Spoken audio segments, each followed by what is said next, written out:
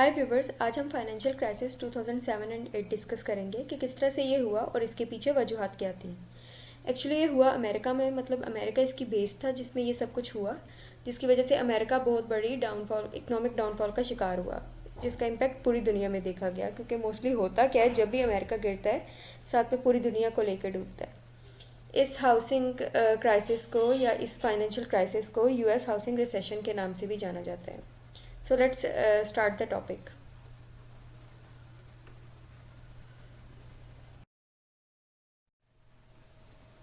Event पर discussion start करने से पहले हमें कुछ की टर्मिनोलॉजीज के बारे में आइडिया होना चाहिए, क्योंकि ये बार बार इस्तेमाल हो रही है। सबसे पहले सब प्राइम लेंडिंग। अब हम देखते हैं प्राइम लेंडिंग क्या होता है।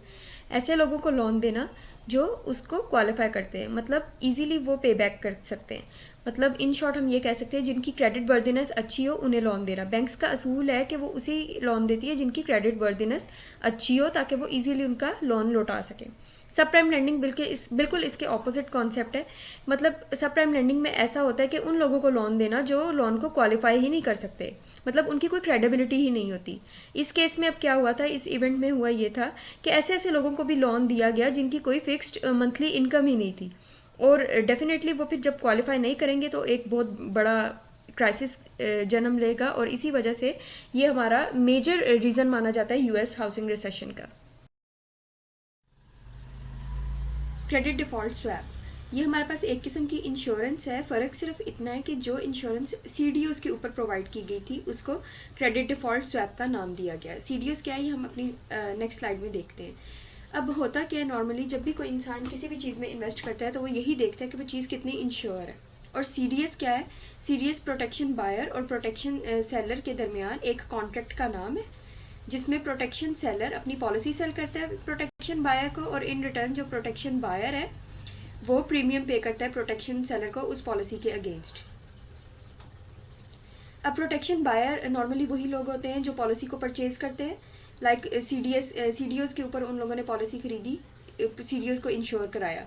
और जो प्रोटेक्शन सेलर है ये हमारे पास कोई भी इंश्योरेंस कंपनी हो जाएगी। लाइक इस केस की अगर हम बात करें तो एआईजी इंश्योरेंस कंपनी थी जिसने सीडीओज को इंश्योरेंस दी।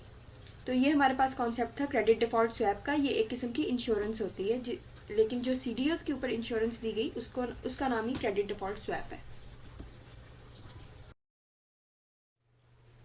Next, collateralized debt obligation, CDOs. इसके बारे में मैं इसी कॉन्टेक्स्ट में बात करूंगी, इवेंट के कॉन्टेक्स्ट में। तो ये क्या होता है? सीडीओज एक सिक्योरिटी थी जिसमें जो इन्वेस्टमेंट बैंक्स थे उन्होंने अपने इन्वेस्टर्स को उनकी इन्वेस्टमेंट्स के अगेंस्ट जो सिक्योरिटीज़ प्रोवाइड की थी उसका नाम सीडीओज है। अब हुआ क्या था, इसकी बैक एंड स्टोरी है कि जो कमर्शियल बैंक्स थे उनके पास बहुत सारे मॉर्गेज पेपर्स थे। उन्होंने उन मॉर्गेज पेपर से एक सीडीओज डिज़ाइन की, एक सिक्योरिटी डिज़ाइन की जिसका नाम इन्होंने सीडीओज रखा। अब सीडीओज इन शॉर्ट क्या है? Combination of mortgage papers. ठीक है। नेक्स्ट आ जाती है हमारे पास term investment bank. Investment bank क्या होता है? ऐसा बैंक होता है जो बड़ी बड़ी कंपनीज को मर्जर्स और एक्विजिशन में मदद देता है। इसके अलावा डेरिवेटिव ट्रेडिंग करता है और डेरिवेटिव प्रोडक्ट्स को सेल या परचेज करता है। ये कमर्शियल बैंक इन्वेस्टमेंट बैंक का काम है। इसके अंदर बड़े बड़े कंट्रीज भी इन्वेस्ट करते हैं और कंपनीज भी इन्वेस्ट करती हैं। अब होता क्या है कि जो भी इन्वेस्टर्स होते हैं वो अपनी इन्वेस्टमेंट के अगेंस्ट कोई ना कोई सिक्योरिटी डिमांड करते हैं कि हम जो इन्वेस्टमेंट कर रहे हैं उसके अगेंस्ट कोई ना कोई सिक्योरिटी चाहिए। और इन्वेस्टमेंट बैंक जो कमर्शियल बैंक्स होते हैं वो अब कुछ कमीशन हासिल करने के लिए अपने ये जो सीडीओज होते हैं, सिक्योरिटीज जो इन्होंने मॉर्गेज पेपर से डिज़ाइन की होती है, ये इन्वेस्टमेंट बैंक्स को सेल कर देते हैं। और इन्वेस्टमेंट बैंक्स इन्हीं सीडीओज को क्रेडिट रेटिंग एजेंसी से AAA रेटिंग दिलवा के और इसको इंश्योर करवा के इंश्योरेंस कंपनी से ये सीडीओज आगे इन्वेस्टर्स को एज अ सिक्योरिटी दे देते हैं उनकी इन्वेस्टमेंट के अगेंस्ट। मतलब जो इन्वेस्टर्स ने इन्वेस्टमेंट की होती है उसके अगेंस्ट जो सिक्योरिटी होती है वो सीडीओज को इन्वेस्टमेंट बैंक सीडीओज को एज अ सिक्योरिटी इन्वेस्टर्स को प्रोवाइड कर देते हैं उनकी इन्वेस्टमेंट के against. And this is the concept of collateralized debt obligation in this event. Next concept bail out का कॉन्सेप्ट है। जो इकोनॉमी होती है ना, इसमें एक चेन चलती है जिसमें अगर एक डूबा तो दूसरा डूबता है, दूसरा डूबेगा तो चौथा डूबेगा, और इसी तरह ये चेन चलती रहती है। इसीलिए पैसे देकर जो कंपनी को मतलब बैंकरप्ट होने वाली कंपनीज़ को या ऐसी कंपनीज़ को जो बैंकरप्सी के करीब हैं, ऐसी कंपनीज़ को गवर्नमेंट सपोर्ट करती है। इसी गवर्नमेंट सपोर्ट को बेल आउट कहते हैं। यानी वो कंपनी गिरे ना, अपने पैरों पे खड़ी हो जाए, इसीलिए गवर्नमेंट फाइनेंशियल सपोर्ट देती है कंपनीज़ को। तो यही सपोर्ट बेल आउट कंसीडर की जाती है। इसी तरह बिल्कुल बेल आउट के कॉन्सेप्ट की तरह एक क्वांटिटेटिव ईजिंग भी है। इसमें भी गवर्नमेंट्स क्या करती हैं कि अगर कोई कंपनी ऐसी है जो डूब रही है या बैंकरप्सी के करीब है, तो ऐसा कुछ भी हुआ है, तो गवर्नमेंट उसके शेयर्स या जो भी बॉन्ड्स वगैरह हैं उसको परचेज करती है और उसे पैसा देती है, ताकि जो लिक्विडिटी है वो पंप हो सके और एक प्रॉपर मनी का सर्कुलेशन बना रहे।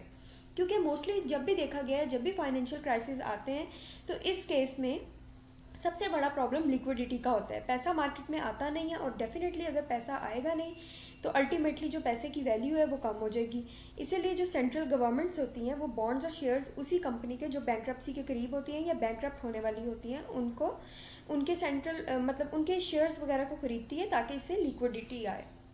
यही कॉन्सेप्ट था हमारा बेल आउट का। बेल आउट इसमें ये था क्वांटिटेटिव ईजिंग में कि ख़रीदा जाता है, और बेल आउट के कॉन्सेप्ट में प्योर फाइनेंशियल सपोर्ट होती है जो वैसे ही उन्हें फाइनेंशियली दी जाती है। ये था आज के हमारे की टर्म्स। क्राइसिस को समझने से पहले, इवेंट को डिस्कस करने से पहले हमारे लिए ज़रूरी था कि कुछ की टर्मिनोलॉजीज़ का आइडिया हो जाए। अब अगर इस चीज़ के बारे में अच्छे से आपको नो हाउ हो गई है तो फिर आपके लिए ईजी है कि आप इवेंट आपके लिए समझना आसान हो जाएगा। ये था आज का हमारा पूरा टॉपिक। अगर किसी को कोई भी कन्फ्यूजन हो तो कमेंट सेक्शन में पूछ सकते हैं।